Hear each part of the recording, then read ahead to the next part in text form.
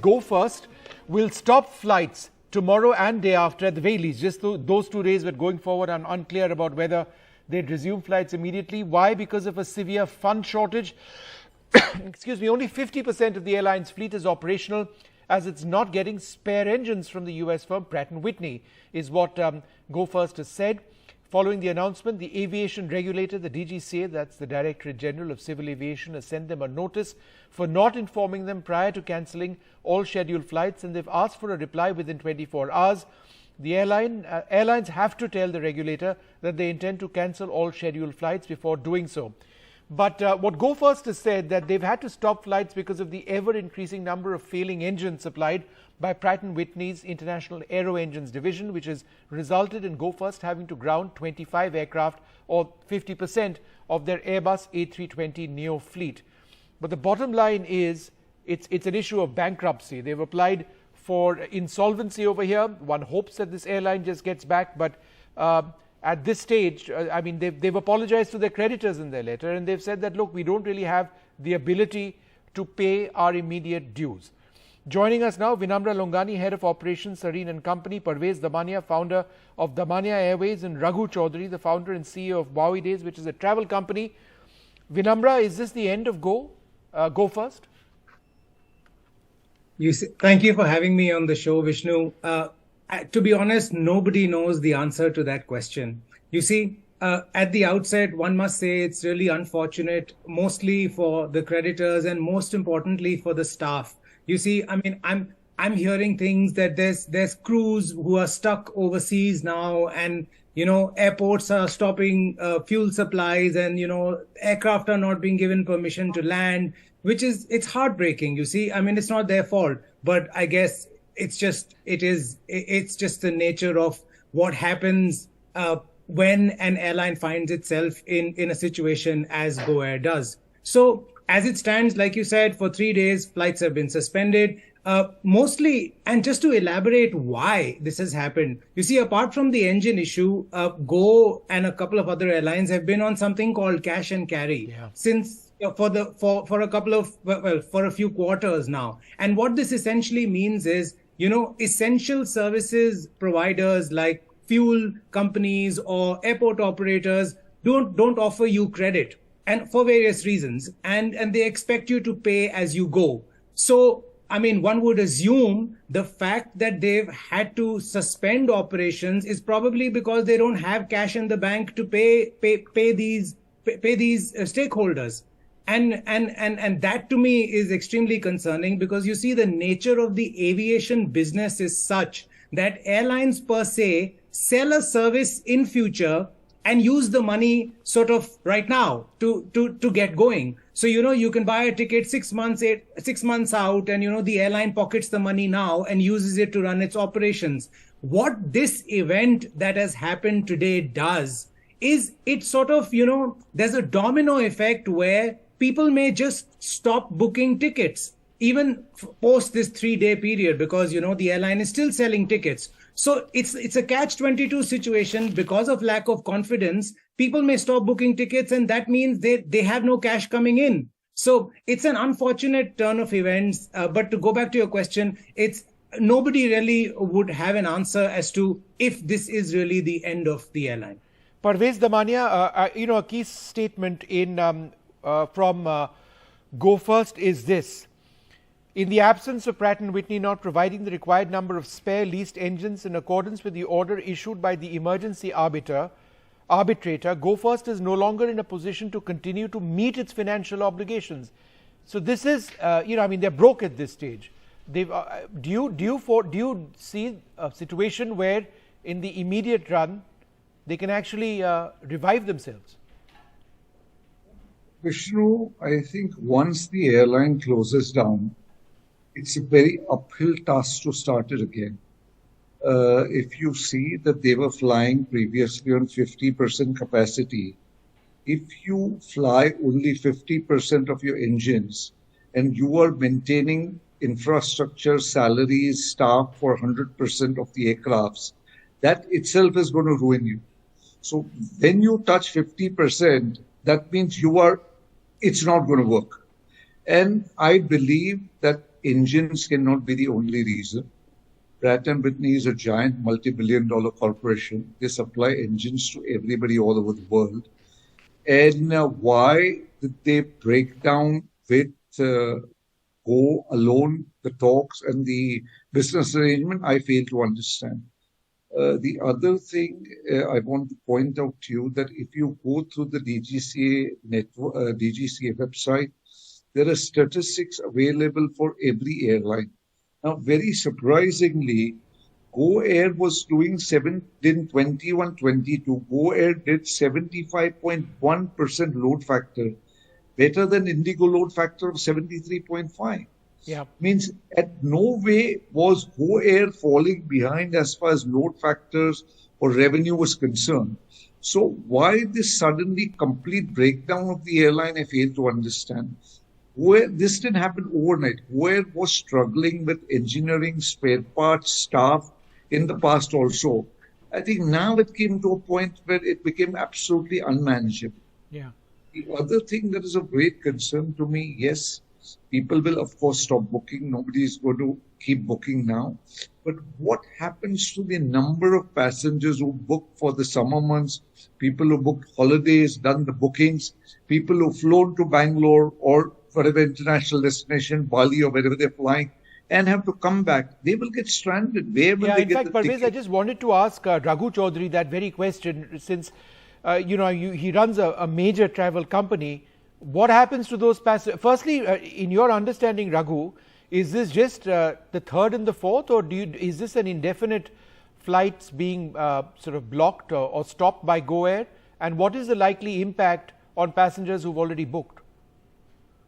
Yeah, good evening, Vishnu.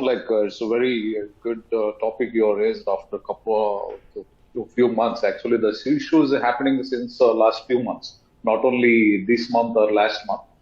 This issue from the airlines is happening post-pandemic, particularly certain airlines for international and domestic is happening since long time. And we have raised so many times to the government and DGCA and the issues, because as rightly said by you, passengers are the most suffers. So lakhs of billions of passengers suffers. For certain airlines, for any kind of within 24 hours, so they don't give a time to the passenger also. They certainly send a message that your flight is cancelled due to some oppressed reasons, and you may get just refund or alternate option, which is not a solution. Generally, what happened, as rightly said by you, the tourist and holiday, whoever want to go to the holiday, international or domestic, like middle class, any class, like for the sake of that, saving that few rupees, they book earlier, 3 months in advance, 6 months in advance. Some people even book 8 months, 9 months, 1 year advance also the flight tickets, and then hotel and the rest of the things for holiday. And not only the flight, and they spend lakhs of rupees in their international. No, absolutely, Raghu. And what happens to passengers is the big issue. Let's see. Vinamra, could you explain to us? Yeah, Vinamra, could you explain to us why this has happened? What the issue with Pratt & Whitney is? The reason I ask is because, as I understand it, Indigo also had problems with this series of engines. They did get engine replacements. How is it that they have overcome their problems, assuming they have completely, and Go First hasn't? Well, you see, the two key differences are Indigo has a substantially larger fleet, and they too have a significant number of aircraft grounded across India. I mean, all you have to do is just fly past Terminal 1 in Delhi and you'll see a couple of them all wrapped up over there. So the issues are not just, well, at least this engine issue is not particular to only Go First and not Indigo. It's an issue that airlines are facing globally. A lot of airlines that have sort of got Pratt & Whitney engines. And the other one really being, sorry, could you remind me of the other question? I've lost my train of thought. No, in fact, the images are actually live images that we were getting from a Go First office at, I think it's Delhi airport, where, people are asking questions, and their people apparently don't have very many answers at this stage, or even if they do, we'd like to know what exactly they're telling prospective passengers. No, what I was asking you, Vinamra, is, why is it that Indigo has managed to sort out these problems and Pratt & Whitney and Go First hasn't, as far as these engines are concerned? Yes, thank you. So, and the other thing, coming back to what I was saying, was Indigo switched engine engine providers. So, half the last significant engine order that was sort of rolled out, and they've engaged CFM Right. instead of Pratt and Whitney. So, you see, I mean, they realized this is an ongoing issue, and I mean, Indigo Go is substantially smaller, and and I'm not being the devil's advocate here, but imagine if you've got, like Mr. Damania said, you see, if you've got 50 aircraft, you've got the staff, you've got to pay the lessors who you've got the aircraft from, you've got all these people on payroll, but half of your fleet is grounded, and in fact for no fault of your own, because the engines just the engine manufacturer has not been able to sort of fulfill their obligations. And of course, I mean, that is what seems to be the issue. I'm sure there may be other issues. I mean, at one point in time, Go was supposed to go for an IPO, and and that didn't happen because of COVID and various reasons. But coming back to what Mr. Chaudhary was saying, you see, as it stands, Go has said on their website that anybody impacted for the next 3 months, they're going to give them a full refund. But you see, that might not help somebody who's already down route or away from home and may have booked a really cheap ticket. And when you go to book a last minute ticket, it may be substantially more. And I mean, coming back to passenger rights, etc., you see, we have a charter which lays down, what rights you and I have as a passenger have in case our flight is cancelled or delayed or whatever. But you see, the issue is, it's great to have a charter. Here you have an airline who's suspended operations because of lack of cash flow. So, can you really expect it to have staff, inform you of a cancellation or put you on another airline, or for staff even to turn up? I mean, it's just unprecedented times. So you don't really know what is going to happen. No, you see what I absolutely. mean? No, it is. Mr. Damania, just very briefly, and I hate to be cynical at this stage, but is this not a possibility of Air India picking up trained pilots, trained engineers, a trained cabin crew? They operate A320s. They are looking to massively expand. Is this airline going to lose its people? I agree with you completely. Most of the highly trained staff will immediately get jobs, but there will be still a lot of non-technical people who will be left behind. Airport staff, check-in staff. So people will end up losing jobs. People will end up losing livelihood. Suppose a duty manager has been working for 20 years or 15 years at the airport for a company. Where will he get a job?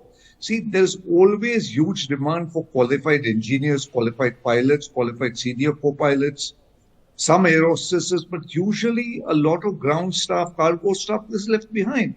So people will end up losing jobs. And I'll tell you something, this affects the aviation industry as a whole.